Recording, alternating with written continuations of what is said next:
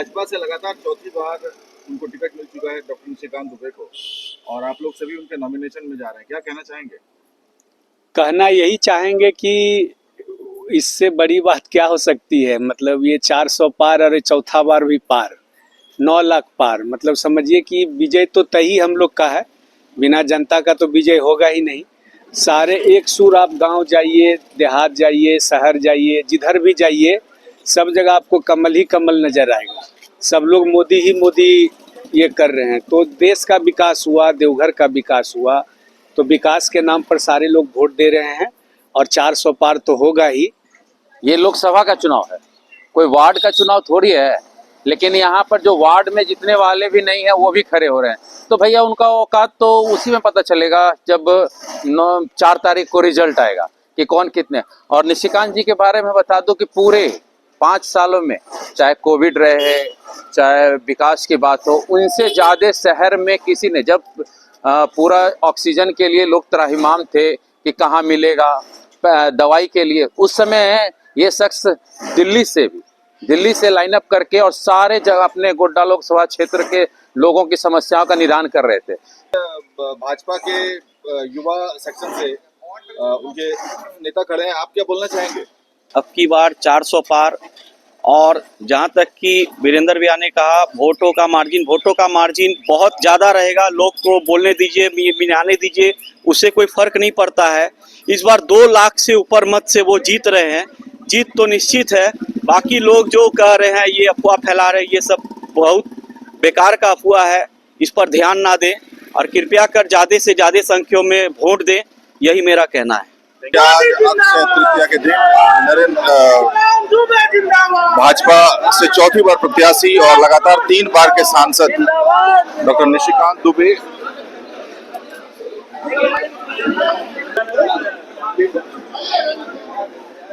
अपने समर्थकों और बीजेपी के कार्यकर्ताओं के साथ ये पथ पर निकल चुके हैं। निश्चित तौर पर मैं हमेशा कहता हूं कि झारखंड में यदि सबसे ज़्यादा वोटों से कोई लोकसभा जीती जाएगी तो गोड्डा लोकसभा है। गोड्डा लोकसभा में मोदी जी की जो है सुनामी चल रही है। मोदी जी ने कोई ऐसा गरीब आदमी जिसके कि जीवन को छुआ नहीं है, चाहे उनको मकान मिलने का सवाल हो, चाहे उनको अनाज मिलने का सवाल हो, चाहे उनके इलाज का सवाल हो, चाहे उनको रोजगार के साधन का सवाल हो, चाहे पीएम किसान निधि का सवाल हो, और ऊपर से 1.5 लाख करोड़ की बड़ी बड़ी योजनाएं इस गोड्डा लोकसभा में जो आई है, चाहे डैम बना हो, चाहे एम्स बना हो, चाहे एयरपोर्ट बना हो, चाहे रेल गया हो, चाहे 4 लेन गया हो, चाहे स्कूल बना हो, चाहे कॉलेज बना हो, गिनाने के लिए इतनी चीज़ें हैं। गंगा से पानी पीने का लाने का सवाल हो, कुनासी से पीने का पानी का लाने का सवाल हो, कोई ऐसी योजना नहीं है जो मोदी जी ने यहाँ पूरी नहीं की। इस कारण से मोदी जी ने टिकट दे दिया, तो आप मान के चलिए कि आप जीते। गोड्डा की सवार होकर 2019 में मोदी की गारंटी में मैंने जनता के साथ वादा किया था, और मोदी जी कहते हैं कि कोई भी कार्यकर्ता जिसने कि जनता के साथ कोई वादा कर दिया वो मोदी की गारंटी है, वो मोदी का वादा है। और उसी मोदी के वादे में मैं आज ट्रेन में सफर करते हुए गोड्डा पहुंचा। अभी तेलंगाना में ओवैसी के साथ चुनाव लड़े, वो की टीम नहीं है, वो किसकी भी टीम। राष्ट्रपति का चुनाव हो, प्रधानमंत्री का चुनाव हो, नरसिम्हा राव की सरकार बनाने का सवाल हो, पिछली बार भी अल्पमत की सरकार जब चल रही थी, कांग्रेस की सीपीएम और सीपीआई के साथ, लेफ्ट फ्रंट के साथ, रीजनल पार्टीज के साथ, उस वक्त भी ओबीसी पार्टनर थे। अपने दिल से जानिए पराये दिल का हाल। आज तक मुस्लिम को वोट बैंक की तरह ही उन्होंने यूज किया है। भारतीय जनता पार्टी हिंदू, मुस्लिम, सिख, ईसाई सब पर विश्वास करती है, और कांग्रेस की बातों को बहुत सीरियस लेने की आवश्यकता नहीं है, क्योंकि उनका एजेंडा और मुस्लिम लीग का एजेंडा एक है, जो 1946 का था। वो देश को बांटना चाहते हैं, पहले संसाधन का अधिकार जो है मुस्लिम को देना चाहते हैं, वो हिंदू को 2m दर्जे का नागरिक बनाना चाहते हैं। और जो दैनिक जागरण में कल छपा है वो काफ़ी अलार्मिंग है कि 1947 से लेकर 2015 तक, जब तक कि हमारी सरकार नहीं आई थी, इन 65 सालों में 8% हिंदुओं की आबादी घटी है और 43% मुसलमानों की बढ़ी है। ये बहुत ही अलार्मिंग है और इसको रोकने की आवश्यकता है। अगला एजेंडा झारखंड में डबल इंजन की सरकार बनाना है, और भारतीय जनता पार्टी की सरकार बनाकर ही जो है वो एजेंडा पूरा होगा। भाजपा के अलावा और भी कई प्रत्याशी खड़े हो रहे हैं सर, तो उनके समीकरण को देखकर आप उस पर क्या बोलना चाहेंगे? कोई समीकरण नहीं, ये चुनाव एक तरफा है।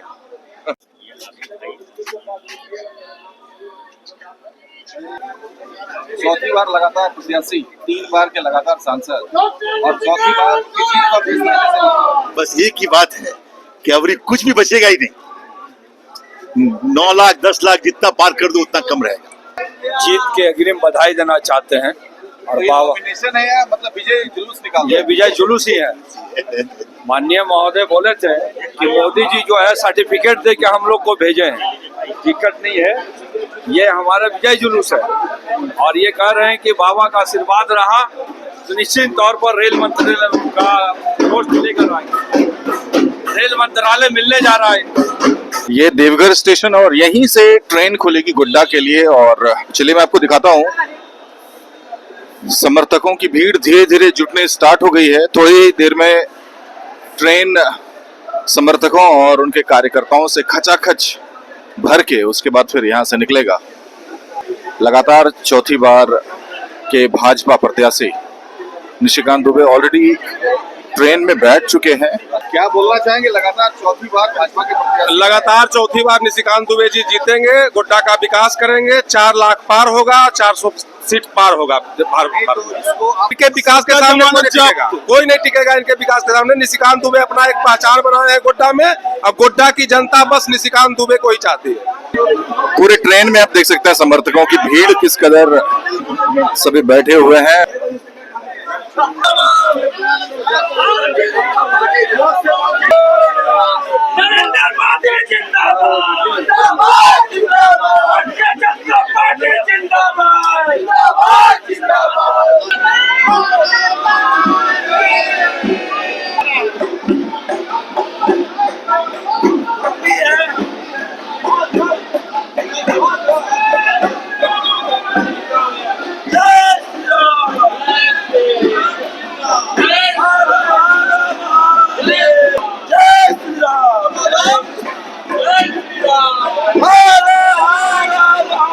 हमने विकास किया है, भारतीय जनता पार्टी ने विकास किया है, डॉक्टर निशिकांत दुबे ने विकास किया है। आज जिस रेल का उन्होंने उद्घाटन किया उसी रेल से हम लोग जा रहे हैं नौकरी सरकार के लिए। जीत तो जनता देख रही है, विकास को जनता देख रही है। ये गोड्डा लोकसभा के लिए और पूरे संथाल परगना के लिए ये बहुत खुशकिस्मती है कि निशिकांत दुबे जी जैसे हमारे प्रतिनिधि हैं और इनको इस क्षेत्र का सांसद होना ये इनके लिए भी है, क्योंकि ये बाबा की नगरी है तो बाबा का विशेष ये प्रसाद भी है और बाबा का आशीर्वाद भी है। तो यह मैं चाहता हूँ कि निशिकांत दुबे जी चौथी बार जीते और इस पूरे क्षेत्र का विकास कर सके, ये हम सब की शुभकामना है। जिस तरह से ये पूरे क्षेत्र में हवाई मार्ग, रेल मार्ग, सड़क मार्ग, अन्य सुविधाओं से लैस कर रहे हैं, तो हमें ऐसे जनप्रतिनिधि की जरूरत है। ये आप देख सकते हैं आज चौथी बार लगातार डॉक्टर निशिकांत दुबे का यहाँ से भाजपा का प्रत्याशी बनना और आज उनका नॉमिनेशन है। और इस नॉमिनेशन में पार्टिसिपेट करने, उनके मनोबल को बढ़ाने के लिए देश के रक्षा मंत्री राजनाथ सिंह यहाँ पे आ रहे हैं। और यहाँ आने के साथ आप देख सकते हैं कि पूरा हुजूम, कार्यकर्ताओं का हुजूम आप देख सकते हैं कि किस कदर स्टेशन से उनको रिसीव करके लाया गया है। और घोड़े और अलग अलग गाड़ियों से देखिए और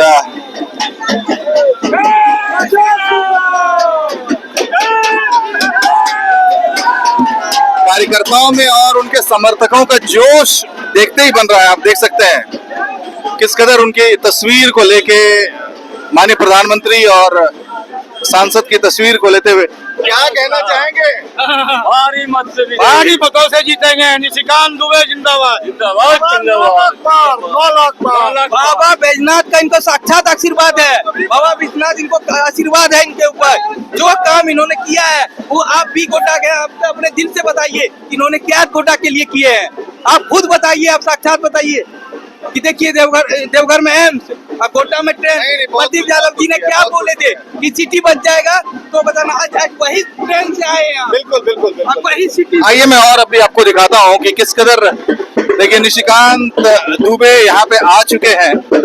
और उनके कार्यकर्ताओं के साथ पूरे ढोल बाजे गाजे के साथ पूरा गोड्डा आज भगवामय हो चुका है। आप देख सकते हैं पूरा गोड्डा भगवामय हो चुका है और निशिकांत जी अपने समर्थकों के साथ बड़ी और आप देख सकते हैं उनके चेहरे पे ऑलरेडी ये नॉमिनेशन नहीं विजय जुलूस दिख रहा है इनका। गंगा नारायण और अलग अलग नेतागण यहाँ पे खड़े हैं उनके साथ में।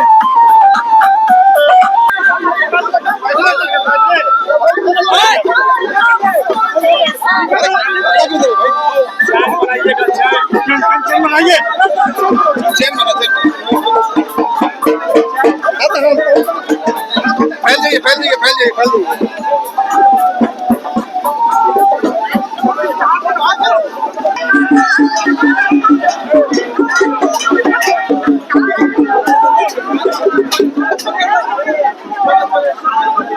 उनके समर्थकों और भाजपा के जितने भी कार्यकर्ता हैं उनका हुजूम देखते ही बन रहा है।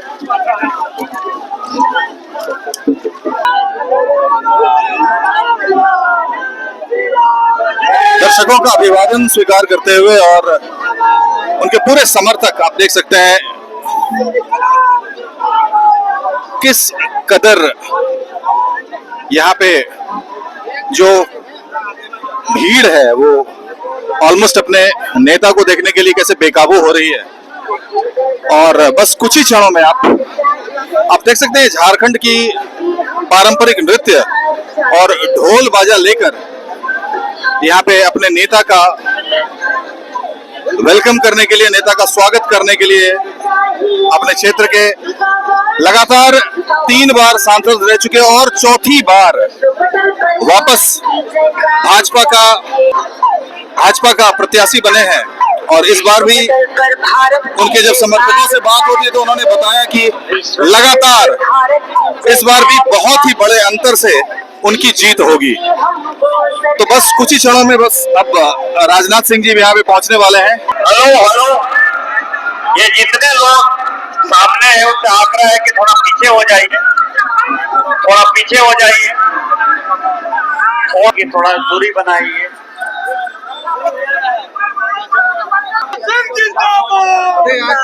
मौके पे क्या बोलना चाहेंगे?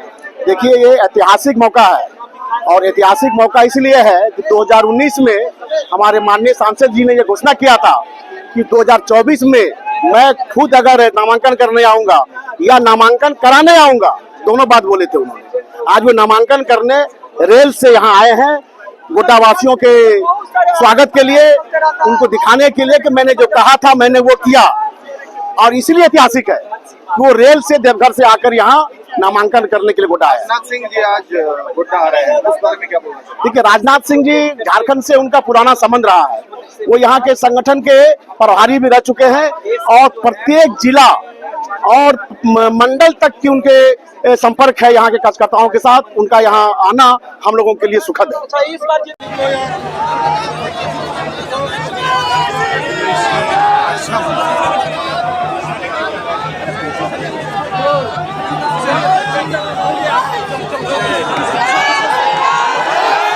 आपको सपोर्ट करेंगे, बिल्कुल बिल्कुल बिल्कुल सपोर्ट करेंगे।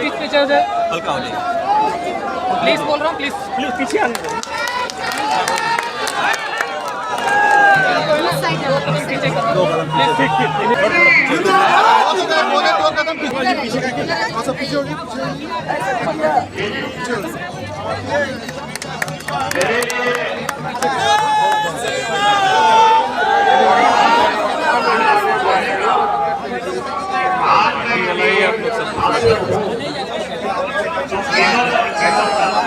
पीछे जाओ, पीछे जाओ। आशीर्वाद देने के लिए माननीय राजनाथ जी आए, ये मेरे लिए गर्व की अनुभूति है।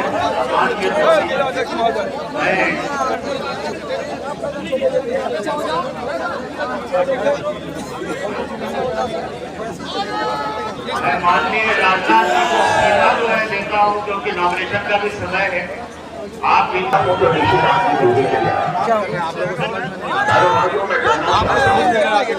निशिकांत दुबे जैसा शांत आपको मिला है, इसके लिए आप सभी बहुत ही आपसे चैनल पर देखा होगा निशिकांत भारतीय संसद में देवघर की समस्याओं को आवाज देने का काम नहीं करते हैं, बल्कि सारे हिंदुस्तान की जो बड़ी बड़ी समस्याएं हैं उनको प्रभावी तरीके से भारत की संसद में आवाज देने का कोई काम करता है तो मोदी जी के सरकार पिछले 10 वर्षों से काम कर रही है। कोई कह सकता है बहुत सारे काम हो गए, कुछ छूट गए, इस सच्चाई को नकारा नहीं जा सकता, लेकिन इस सच्चाई को कोई नकार नहीं सकता है कि अंतर्राष्ट्रीय जगत में मोदी जी के प्रधानमंत्री बनने के बाद भारत का कद ऊंचा हुआ है। मेरे बहन भाइयों, अंतर्राष्ट्रीय मंच पर भारत कुछ बोलता था तो भारत की वक्तव्य को इतनी गंभीरता पूर्वक लिया जाना चाहिए नहीं लिया जाता था, लेकिन आज अंतर्राष्ट्रीय मंचों पर भारत कुछ बोलता है तो सारी दुनिया कान खोलकर सुनती है कि भारत बोल क्या रहा है।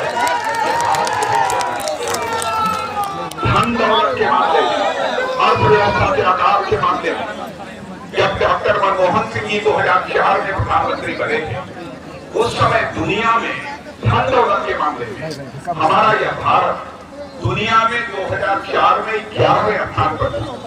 10 साल तक कांग्रेस के प्रधानमंत्री डॉक्टर मनमोहन सिंह जी रहे, उसके बावजूद 2014 तक हमारा भारत पूरी दुनिया में धन दौलत के मामले में 11वें स्थान पर ही रहा, 1-2 पॉइंट भी ऊपर जंप नहीं कर पाया। लेकिन मोदी जी ने करिश्माई काम किया है और आपको जानकारी शायद होगी 10 वर्षों के अंदर हमारा यह भारत जो दुनिया के देशों में धन दौलत के मामले में 11वें स्थान पर था, वो जंप लेकर मेरे बहनों भाइयों आज 5वें स्थान पर पहुंच गया। दुनिया के बड़े बड़े अर्थशास्त्री और फाइनेंशियल फर्म्स इस बात का दावा कर रही हैं कि सर्वाधिक तेजी से आगे बढ़ने वाली अर्थव्यवस्था यदि किसी देश की है तो भारत है, यानी सर्वाधिक तेजी से धनवान यदि कोई देश हो रहा है तो भारत है। और उनका कहना है कि भारत जिस तेजी से आगे बढ़ रहा है वह दिन दूर नहीं है, 2.5-3 साल के बाद ही यानी 2027 आते आते हमारा भारत दुनिया के देशों में धन दौलत के मामले में तीसरे स्थान पर आकर खड़ा हो जाएगा। अमेरिका और चीन के बाद तीसरा देश इस दुनिया में कोई होगा कि हमारा भारत होगा। बहनों भाइयों, ये हम लोगों के लिए बड़ी गर्व की बात है। की जानकारी आपको लेना चाहता हूं। आप लोगों को मालूम होगा रूस और यूक्रेन के बीच 2 वर्षों से लगातार युद्ध चल रहा है।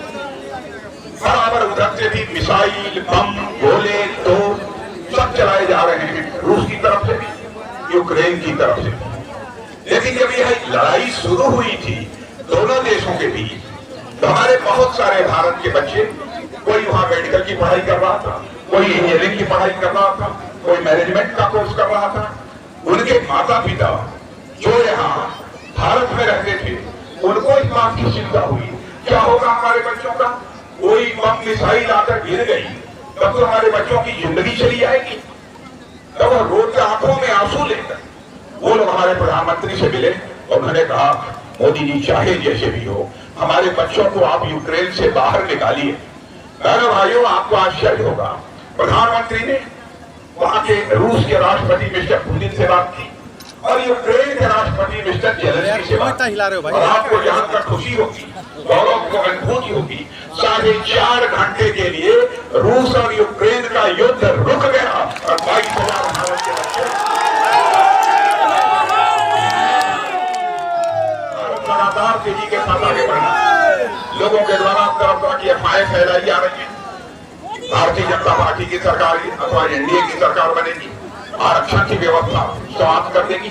मैं यकीन दिलाना चाहता हूँ जो व्यवस्था चली आ रही है बहनों भाइयों उसमें कोई परिवर्तन नहीं होगा, किसी की हिम्मत नहीं है।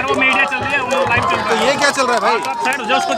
आदिवासी भाइयों के लिए भी उत्थान का काम जो हमारे प्रधानमंत्री ने किया है यदि उसकी मैं गणना कराना शुरू करूँ एक लंबा समय लगेगा। गरीबों के उत्थान और आज तक दुनिया में जो काम नहीं हुआ वह हमारी सरकार ने किया है मोदी जी के नेतृत्व। आपको आश्चर्य होगा कि 10 वर्षों के अंदर भारत से 25 करोड़ लोग गरीबी रेखा के बाहर हो गए। 25 करोड़ लोग, दुनिया में एक करिश्मा कहीं नहीं हुआ है तो केवल और केवल भारत में। और सारी दुनिया इस बात की सराहना कर रही है। इसलिए मैं आप सभी लोगों से अपील करने आया हूं, लंबा चौड़ा भाषण करने के लिए नहीं, मैं तो अपने निशिकांत जी को हार्दिक शुभकामनाएं केवल देने के लिए। जब कभी कोई मुद्दा, गंभीर मुद्दा संसद में पेश होता है, यदि तलाश किसी सांसद की जाती है तो आपका सांसद है निशिकांत दुबे। अपनी बातों को संसद के सामने रख सके। इसलिए मैं आप लोगों से अपील कर रहा हूं, आप बिल्कुल भरपूर सहयोग जितना आज तक नहीं किया है, रिकॉर्ड टूटना चाहिए पहले भाई। और मैं आज इस बाबा की धरती पर यह नहीं कहकर जा रहा, यदि जीत गए और आपके सारे रिकॉर्ड अब तक के देवघर के तोड़ दिए तो यकीन रखिएगा, मैं निशिकांत जी से कहूंगा 2, 4, 6, 8, 10 महीने के बाद एक बार मुझे फिर से इस बाबा की धरती पर लेगा। तो अपना स्वागत कराने के लिए नहीं आऊंगा, बल्कि एक बार शीश झुकाकर इस देवघर की जनता का अभिनंदन करने के लिए आऊंगा, आप सभी का स्वागत करने के लिए आऊंगा। आप सबको बहुत बहुत धन्यवाद और एक बार तालियां बजाकर आप सब लोग को निशिकांत दुबे को अपने शब्दों के साथ आप सबको बहुत बहुत